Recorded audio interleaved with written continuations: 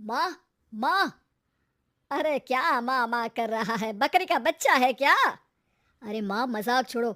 मुझे फाइनली वो मेन चौराहे वाली दुकान मिल गई है। अब देखना, आपका बेटा दुगनी स्पीड से पैसा कमाएगा। ओफो, ये क्या? मेरी ऑनलाइन मेकअप क्लास चल रही है। इतनी जोर से क्यों बोल रहे हो आप दोनों? अरे मेरी धर्म पत्नी जी, मेकअप क्लास बाद में करना।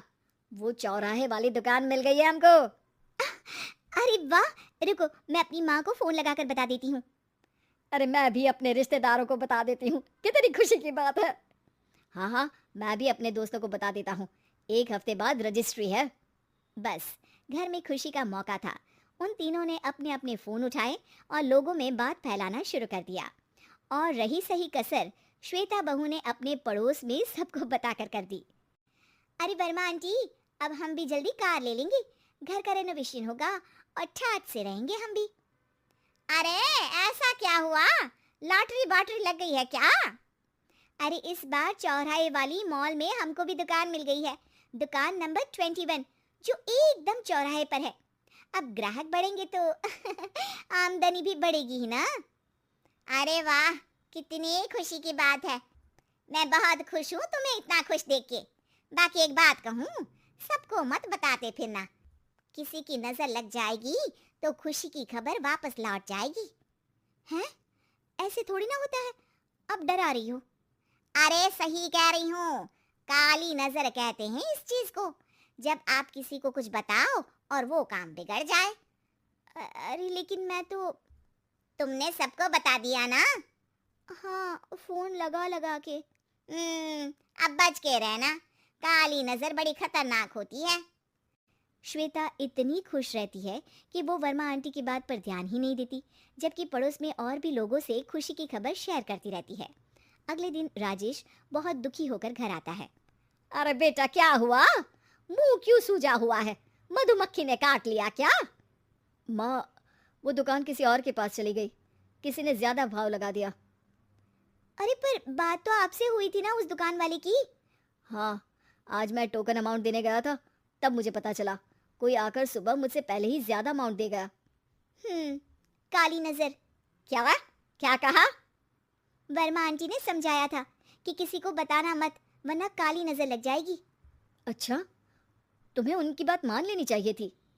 उनकी बात मान लेती, लेकिन उसके पहले ही सबको बता चुके थे ना हम तीनों।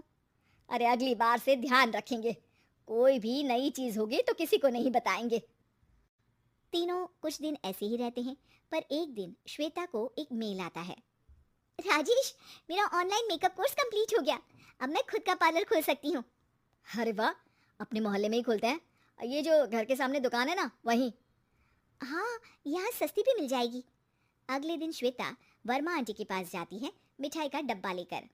अरे आओ आओ, कैसे आना हुआ? जोर से नहीं बोलूंगी। वो सामने वाली दुकान है ना, वहाँ मैं अपनी पार्लर की दुकान खोलने वाली हूँ। उसकी मिठाई है।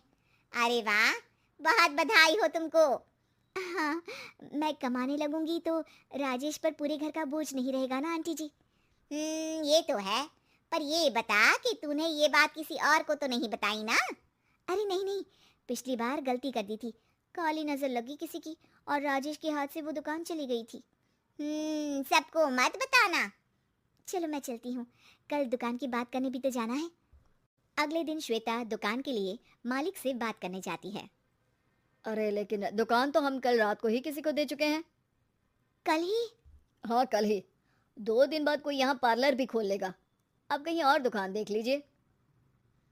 अरे पर हमको भी तो पार्लर ही खोलना था। हाँ भाई, ये एक ही दुकान है, आधी आधी तो नहीं दे सकता ना मैं।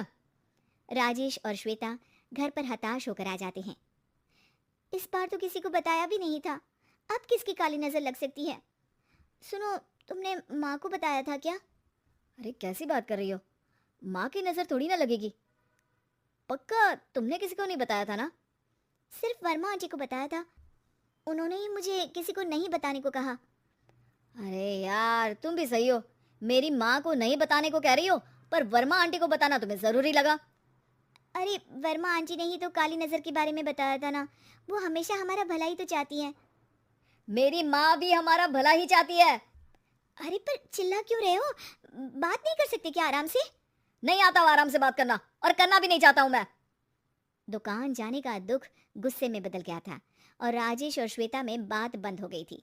2 दिन बाद मोहल्ले में पार्लर का इनॉग्रेशन हुआ, जिसमें मोहल्ले के सभी लोगों को बुलाया गया, पर श्वेता, राजेश और माँ नहीं जाते। माँ, अंदर आ जाओ, क्या देख रही हो? अरे नया पार्लर देख रही हूँ अपने आंगन से।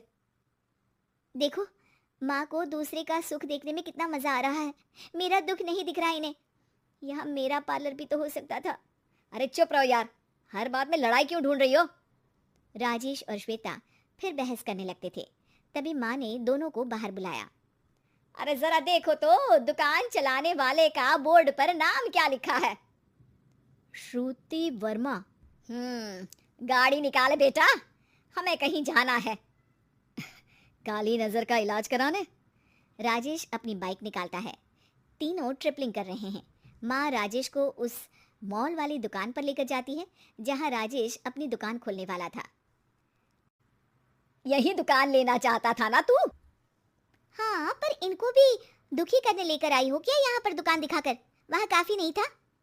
अरे श्वेता, थोड़ा सब्र रख, अभी पता चलेगा कि हम यहाँ क्यों आए हैं। बता, इस दुकान चलाने वाले का नाम क्या है? अनुपम वर्मा। कुछ समझ में आया? वो दुकान वाली श्रुति वर्मा, ये दुकान वाला अनुपम वर्मा, और हमारे पड़ोस में हमने उस दुकानों के बारे में बताया किसको था? वर्मा आंटी को। मतलब वर्मा आंटी ही हमारा काम बिगाड़ रही है? नहीं नहीं, ऐसा नहीं हो सकता, ये बस इत्तेफाक है। राजेश अपना फोन निकालता है और श्रुति वर्मा और अनुपम वर्मा के नाम फेसबुक पर सर्च करता है, जहां ये दोनों ही वर्मा आंटी के रिश्तेदार होते हैं। श्वेता को समझ में आ जाता है कि वर्मा आंटी की ही नजर काली नजर है। अब क्या करना है? कोई भी खुशी की खबर हो तो काली नजर से बचना है, यानी वर्मा आंटी से बचना है। अरे पर मुझे ये समझ में नहीं आया कि वो हमारे साथ ऐसा क्यों करेंगी। अरे बेटा, एक सीख है, दूर के आदमी को आपकी तरक्की से कम परेशानी होगी, पड़ोसी को ज्यादा। दोनों माँ की बात में हामी भरते हैं और अगला काम चुपचाप करने की कसम खाते हैं, ताकि आगे से वर्मा आंटी कोई काम ना बिगाड़ सके।